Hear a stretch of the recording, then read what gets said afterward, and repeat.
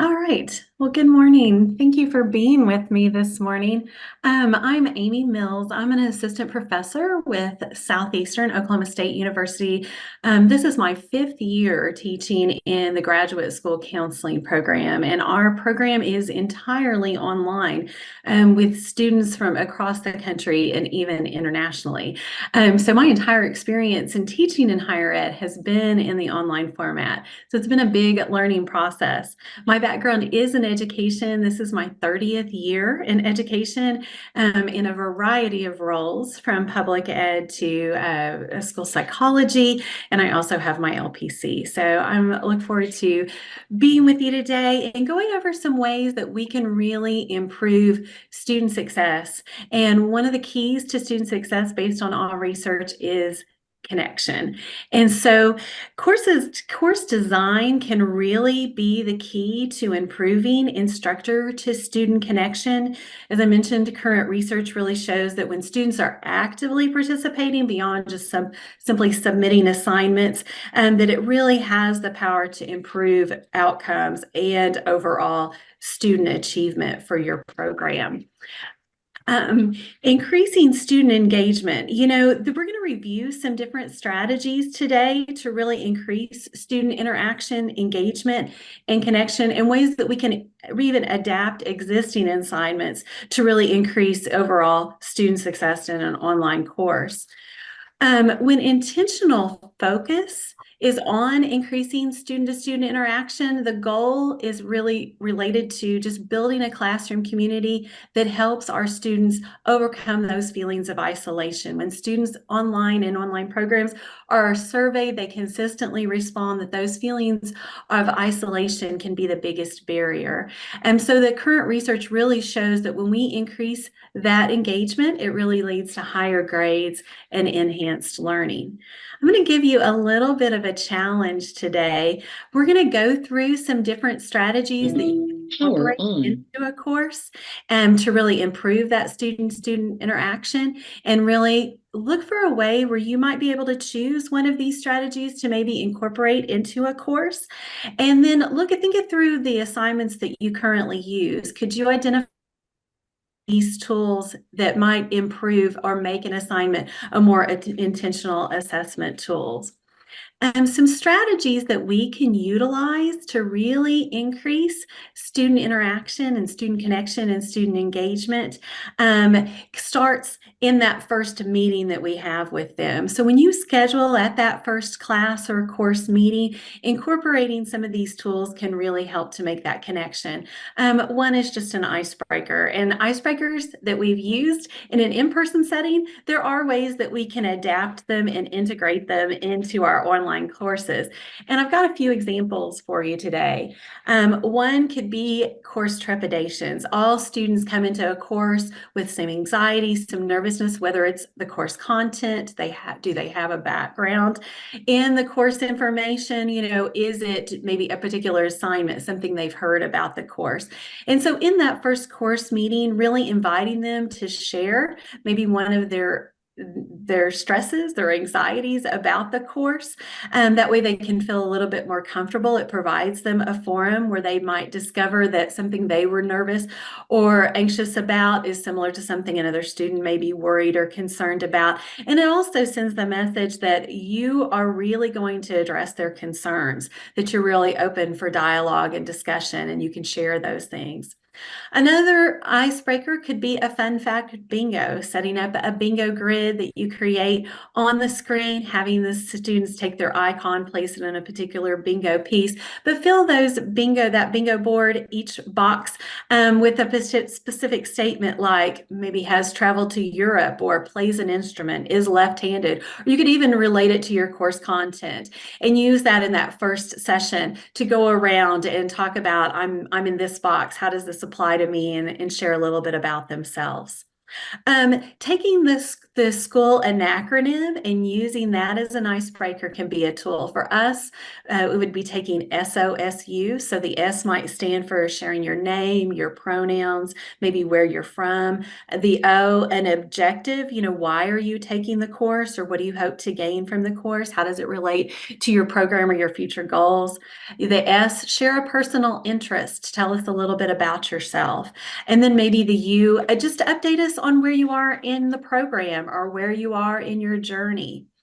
Another icebreaker could be a dream study space. Have students, let them know ahead of time. I want you to think about, what would be your dream study space? What would that look like? Would it be in space? Would it be on a beach? Would it be a particular, maybe a location that you've visited? You could even invite them to make a picture of that dream study space, their virtual background, so that when they come to class that first time, they could tell a little bit about it. Then they could even share a little bit about themselves with it. I really need background music or silence. I really prefer to be outside if at all possible. And that way they can share a little bit about themselves. A great icebreaker can be a scavenger hunt with your syllabus. Break them up into groups using your online format or tool, whether it's Zoom or InSpace or another tool, and have them in each group locate a particular fact from your course syllabus. It might be, your policy on late work, or a particular due date for an assignment, maybe an objective about your course plans to cover. So they can go through together, locate that in the syllabus, and share it with everyone else. That's another way that you can, make a more interactive way to share information in that first course meeting. And then one that I just tried and used just a few weeks ago in one of my recent spring courses was a virtual show and tell. When I sent out a notification about our first meeting, I let students know to come to that first meeting bringing a picture, an item, just something that they had that would share a little bit about themselves. And then they just took a minute or two to tell about that item, that picture, and how it related to them. An easier way to do that, if you don't send out a notification ahead of time, in a fun way, can be grab something in your close vicinity and share it with us. And how does that maybe tell a little bit about yourself? It may be a photograph on your phone or a particular item that they could use to share. So just making that initial connection, allowing them to make some connections with each other. Incorporating group work, we all know, is a great tool, but it can really offset some anxiety. Students can be really anxious about group work, so one great tool with it can be just assigning particular roles to that group. Have however large your groups are, make sure that each person has a designated job, whether it's the speaker for the group, the recorder for the group, maybe the timekeeper for the group. And then there's some great tools out there, whether it's OneNote or Whiteboard. InSpace is one that I currently use that's got a lot of different tools related to group work that can be incorporated. Developing thoughtful discussion boards. Discussion boards can really get a bad rap, I think, but some recent studies have found that online students who felt engaged in online courses were twice as likely to report that they did it because they felt connected to their peers through discussion boards. So really taking your discussion boards, maybe even breaking up the weekly discussion board question into a content related question, but also a question that requires a response that provides some thoughtful dialogue that maybe adds to a concept or the purpose or creates a perspective change. You can do that using scenarios like case studies. That's a great one to do in our particular program. We've got our ethical standards to review, so utilizing case studies related to that in a discussion board can be great. Connect the responses to their personal experiences can be a good one. I just had a recent discussion board topic that was great. We were reviewing as counselors and school counselors, one of the big roles that we play can be often reporting, unfortunately, cases of abuse to DHS or Child Protective Services. So part of that discussion board was asking them, have you ever made a report? Would you share some advice or share what that experience was like for you with everyone else? If you haven't made a report, what makes you nervous about doing that? What are you concerned about? And it created great dialogue. I had students that responded to significantly more peers than they were required to, using a current event can also be a good way to do this. And then maybe rather than asking for just a reflection on the content, ask for a prediction or, based on a personal experience, do they agree? Do they disagree? Other strategies that we can utilize to increase that connection is just creating multiple channels of communication. Increase the number of paths that you offer for students to connect, not just discussion boards, but pairing them up into group work, maybe in a meeting or outside of a meeting, providing opportunity for peer review. Encourage social connection wherever possible, and we can actually do that in an online format. You could create a study advice thread. We have an upcoming assignment or an upcoming exam. Create a thread to have them share what are some ways that they're studying or planning their time, or where are they finding some useful resources, and allow them to dialogue that way with each other. If a current event occurs that really applies to your course information, incorporating that can get some just social dialogue back and forth. And I think a great one in my program, all of the students that I work with are adults who are working full time. A recipe swap was one suggestion. Everyone's busy. You don't have a lot of time in the evening. Would you like to share a recipe? Or even where have you found some student discounts can be just any way for them to create just that social connection, that discussion, even outside of the topic, makes more real relationships. Including different forms of collaborative writing and peer review. Consider incorporating peer review into a written assignment. They could review the activity proposal or maybe the outline or the draft. And this really allows students to get advice and perspective on their writing. And it also gives them an opportunity to consider an audience beyond the professor. It can also help them to get some critically constructed feedback, to develop critically constructed feedback for others. And then also gives them the opportunity to really engage and get some info on some different writing styles and different approaches. There are also ways that we can take an existing tool or assignment that we can use in an online course and really improve it or alter it to improve our student outcomes through improved and increased student engagement. And some different ways that we can utilize that is to ensure that you've aligned, of course, your assignments to the learning outcomes. Being very intentional when you introduce that assignment to describe to them how that online assignment is going to directly affect one or more of the specific course or program objectives. Always using Bloom's taxonomy for aligning the learner objectives based on an action that the students are going to take to demonstrate that learning. And then providing authentic assessment, making sure that the assessment tools that we're using in a course are relevant, are purposeful actions that really mimic real life tasks that the students are going to do or encounter in their career. When students really see the connection with what they're doing in the course and how it's going to relate to what they're going to be doing outside the virtual walls of Canvas or Blackboard, how it's going to really impact their career and how they're going to really utilize it. Also thinking about using a really authentic audience in your assignment can really enhance your course content. So if you change that format, some examples of that might be, developing a business plan for investors, or taking medical jargon and translating it to more lay language, providing simulations. And there's a lot of great tools that we could use to do that, like developing a blog or a podcast, using some multimedia artifacts or videos. And then always making sure that the assignments that we develop are really designed for inclusivity. And there are a couple of ways to think about and look at that. Consider what tools do the students need to achieve the outcome or to achieve the assignment? And are there any barriers in place for them using that? Are there any cost with the tools? What technology is involved? Is it something that they've got access to? Providing different options for the submissions we use, not always just using that written assignment, but developing a video, developing a PowerPoint.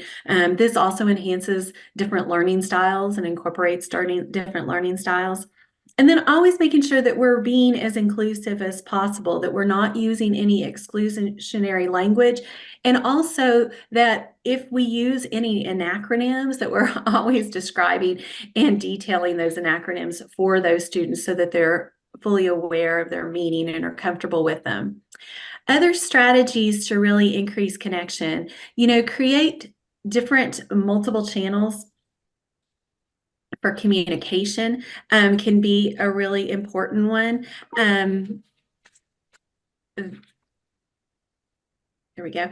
In that way that we can really monitor the design of the assignment so that we can really limit the possibilities that the students use or receive prohibitive outside help. So, we know that they're going to be utilizing AI. We've got some great seminars today related to AI use AI, ways that we can monitor that and use it effectively, but making sure that we're incorporating recent events or unique contexts or formats into an assignment can really limit or make it more difficult for them to plagiarize. So using those real world scenarios, think about the audience or the format or the content. Scaffolding assignments can help monitor the integrity of them, submitting smaller portions so that they get feedback to build towards that final.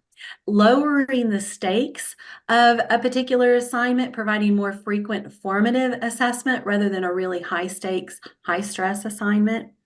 Communicating really detailed instructions and clarifying expectations is also key to really enhancing those assignments. Remember that in an in-person setting, you're going to introduce that assignment, and then there's going to be that Q&A time and that dialogue back and forth, and that we're not going to have in that online platform or online format. So anticipating what type of questions might arise and then refining and adjusting in subsequent terms or uses of that assignment, those assignment descriptions. I do that consistently. I think through, what questions arose? Do I need to be clear in the way that I'm describing and developing that? Always, of course, uploading and including the rubric so that they've got access to that rubric. Sharing an example can also be a great tool.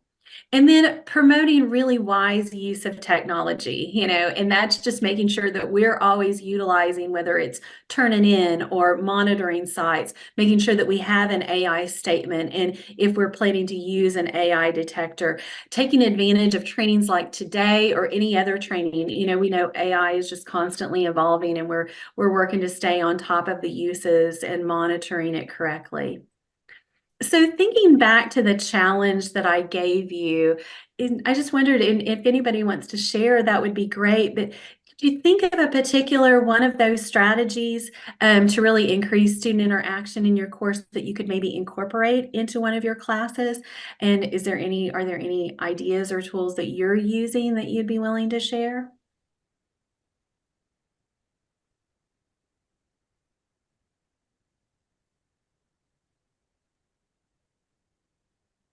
I have an activity that is super popular. It's not my idea. It's Dr. Kate Shannon's Can you idea. talk a little bit louder? Oh, sorry. Is that better? That's a little better. Yes, thank you. Okay. So in one of my classes, students work in a group to create a podcast. It's actually an online class, and they can build a podcast asynchronously, but groups, very small groups. It works best if there's just 2 or maybe 3 students, and they develop a podcast together. Their topic, they choose their topic and their audience, but I've gotten a lot of amazing feedback from students when at first they were like, oh no, a group activity. And then it turned into, oh, hey, I found some friends that are interested in the same things I'm interested in. So it kind of changes the dynamic of the class after they do that activity. I love that. That's a great example. How do you have them submit that assignment? Do they just video record as if they were recording one session of that podcast, or how do they, Yeah, or they record a session of their podcast and then submit the link to their podcast. And they also have a blog website where they can put it on their blog so other students in the class can listen to the podcast. So, Oh, I love that. That's a great idea. And you talking about the connections, this recently came up in one of my courses. I teach our practicum course also. And so we were meeting in one of our final sessions together, and I have a group of students, 4 students. 3 are from Oklahoma. The 4th student is from Alaska. And they just really talked about, number one, the connection they made, but how enriching it had been for them to have her being a member of their group from Alaska. She provided such a unique perspective to everything that they talked about and that they did. And so, and I often share, I don't know, for probably for many of you, I often share with my students, I loved my graduate work, but I think the number one thing I loved about my graduate work were the friendships that I made, the relationships that I developed through my courses. And that was people that I saw every, 1 or 2 nights a week for a couple of years. And so I hated that for my students. I thought, oh, you're going to miss out on this piece. But I'm really finding that there are so many ways that we can incorporate opportunities for them to develop those relationships. And I mean, I think the research is right. I mentioned earlier, that feeling of isolation is usually the biggest thing that's cited in an online course. And man, having those connections, people that they'll often, my students will often talk about, they're texting that person. They look forward, they wish they hope there comes a day when they may be able to meet face to face and in person. It's interesting you develop these relationships to someone you haven't actually gotten to meet face to face yet. So thanks for sharing. That's a great example. What about any tools that maybe could make an existing assignment maybe more intentional, or have you incorporated or used anything? That podcast is a great one, but any others?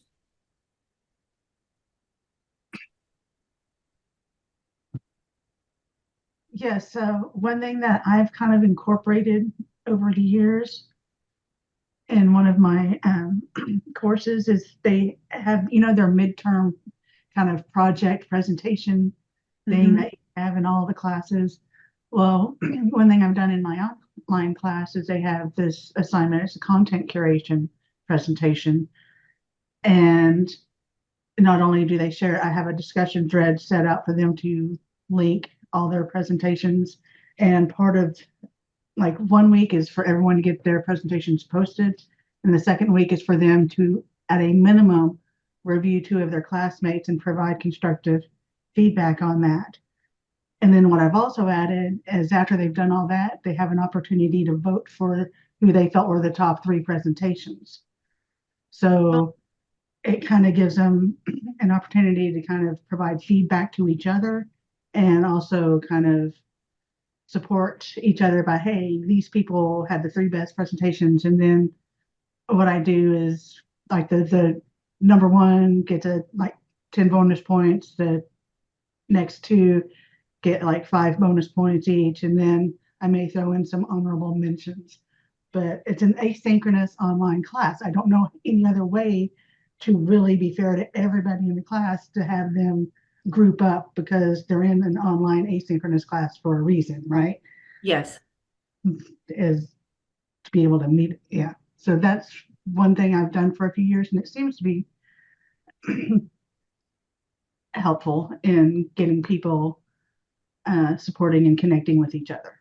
Oh, what a great idea. Thank you for sharing. I love that. I think all of these things that you're mentioning just really kind of reflect back, it can be so tempting in an online course to focus on those differences from the in-person instruction.